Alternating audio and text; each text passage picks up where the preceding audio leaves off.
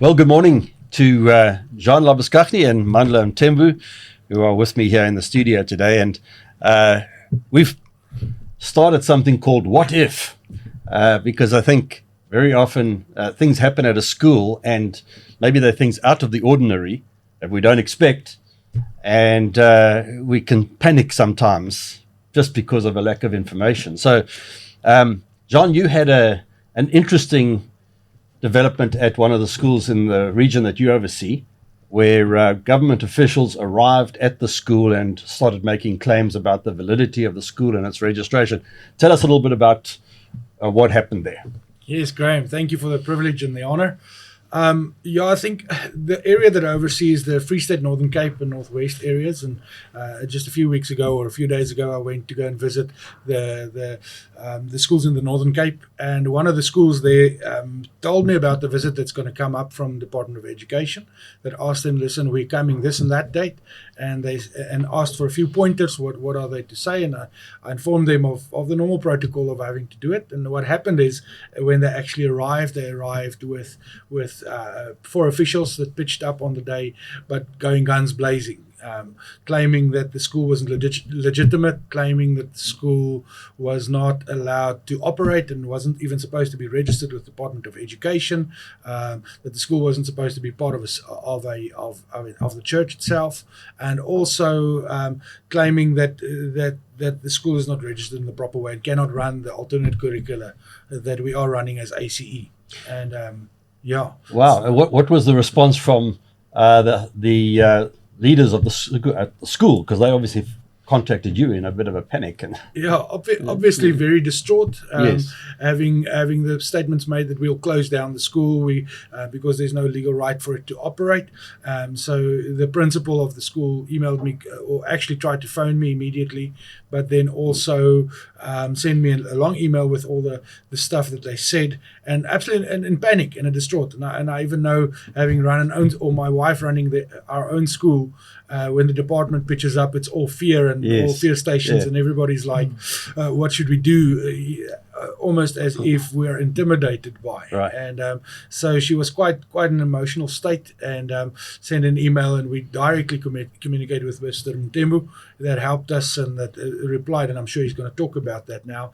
But I think it's important what you're saying. This what if is important for us to have the right tools. Someone once said, he says that the only reason for frustration is the lack of information. Yes, and if that's we right. have the right information, then it takes away the frustration, the fear, the anxiety. And I think, that's what we are here to address. Well, I think that's the benefit of being part of the AE family 100%. is that we have access to experts in the field, and not only access to them, but they're part of our team. And Mr. Mandla and Jaun has been involved in this area in a very specific way over many years in his life, is eminently qualified to speak into the situation. So, Mandla, what if this happens? What should the school do? I know that if I were to say, don't panic, people do exactly that, they panic, but indeed, they should not panic. I need to just first underscore this by saying that the Director General, Mr. Mweli himself, has said this time and again that it is not in the interest of government to close down schools. Right. That's number one. Right. Number two, that the Department of Basic Education has what is called the Rights and the Responsibilities document, which is an agreement between the DBE and the NAISA, the National Alliance of Independent Schools Associations. That document clearly lays out the rights and the responsibilities of independent schools, agreed upon and signed. Mm-hmm. And in that document, it states very clearly that independent schools have freedom of choice. They can choose their own curriculum, not just CAPS curriculum, but it can be a Waldorf, ACE, Montessori, etc. It's even in the document, spelled out very clearly. Number two, that schools have a right to follow their own ethos, faith, religion, and philosophy. Right. So all of those things have been agreed upon with the Department of Basic Education. And therefore, any government official who comes to a school from a district or a second office or wherever, who comes and tells a school that you will be closed down because you are not following the CAPS curriculum, it is important to politely just educate them that what they are saying is not in line with the rights and the responsibilities document as agreed upon between independent schools and the Department of Education. Right. If they don't know that document, we are going to make it available through our website, but also you can email us, we'll send it to you so that you have that document Right. and you can read it and you know exactly what your rights are. That is the first point of reference for you as a school principal. Number two is closing down a school is a process in terms of the regulations for the registration of independent schools in every province. It clearly states that if there are any issues with the school that may even cause the head of department to want to close the school, there will be a written communication outlining those reasons. Because of these reasons, I, as the head of department, intend to close down your school. Please respond as to why I should not take that decision. That is in line with PEJA, which is the Promotion of Administrative Justice Act, which says that if there's any adverse decision that is about to be taken against anyone or any entity, there's a need to interact or communicate with that entity to say that we intend taking this decision, which will adversely impact you. Can you respond to us and tell us why we shouldn't take this or give us alternatives? So it is a prolonged process. Yes. You know, it's not an overnight thing. Yeah. So when a government official who is obviously not aware, I don't want you to use the word ignorant, but not aware of the rights and responsibilities may come and flexing their muscle, you politely just tell them that indeed you hear what they're saying, but unfortunately you have a right to exist as a school offering an alternative curriculum.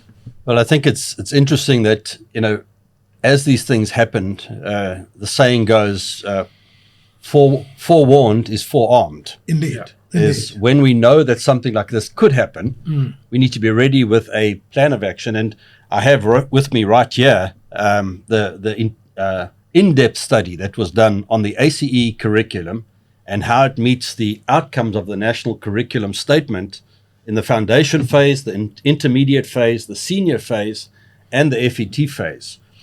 And copies of this were submitted to every provincial education department around the country, also to Umalusi, to Sakwa, and to the Department of Basic Education, where we clearly explained how this curriculum meets the minimum requirements of the National Curriculum Statement. It's a comparative analysis of the AC curriculum and the national the national curriculum statement in terms of the outcomes of the curriculum itself, where we demonstrate clearly that the outcomes with each phase of education, they are met by the AC curriculum. Right. And that is why also I need to just say this, that the reason why Umalusi Council for Quality Assurance does not accredit schools offering an alternate curriculum is not because that curriculum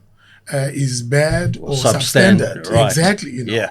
But it is because Umalusi is working in terms of the promulgated policy by the minister. Right. In terms of the National Education Policy Act of 1996, which states that the national minister must promulgate a national curriculum statement and, of course, the syllabus thereof, Right. which will be followed by the country. And that is the policy which shall be quality assured by an entity like Umalusi. Right. So it so happens in our country that that curriculum statement is what has been translated into what is called the CAPS curriculum. By the minister. It's a national curriculum. Yes. And therefore, Umalusi states very clearly in his policy around quality assurance of independent schools and assessment bodies. In section, I think, 4 of that policy, it says that Umalusi will quality assure and accredit only schools following the national curriculum as promulgated by the minister as a national curriculum. Yes. That is how we as ACE, Waldorf, Montessori fall out of that. Okay. But it does not make us illegal in our country. That's why we've been existing since the advent of our democracy. Even before that, we've been here for over 40, 50 years, made of this used across the world, It's allowed. We can operate. But right now, the discussion we're having with the Department of Basic Education at the highest level right now is to say that the department now says we can see that alternate curriculum has been excluded from current legislation. And its exclusion is interpreted as though it's not something that is supposed to be offered in our country. Right. Whereas it is not so. It is our right to follow our own ethos, freedom of religion and belief, etc. That is why in the HEDCOM meeting of November 2022, that HEDCOM meeting in Bloemfontein, which I had a privilege to address together with NISA officials, took a resolution to say, thank you very much, NISA, for bringing this to our attention. And they took a resolution. That resolution said they need to amend legislation to be accommodative of alternate curriculum. Right. But the pathway towards that was to say maybe instead of just looking at legislation, they needed to actually maybe promulgate the minimum standards and outcomes which every alternate curricula should be able to demonstrate and meet. Right. So that at least they can be accepted as a norm and everyone can be informed as such. But until that happens, the status quo must remain, which was a point made by Umalusi, that it is important that we maintain the current situation so that we know, or everyone knows, that we cannot be coming to independent schools offering alternate curricula with an attitude that says we are illegal. Yes. Yes. So, which means, therefore, government officials which are busy sort of pushing this narrative are doing that out of not being aware of what is happening behind the scenes.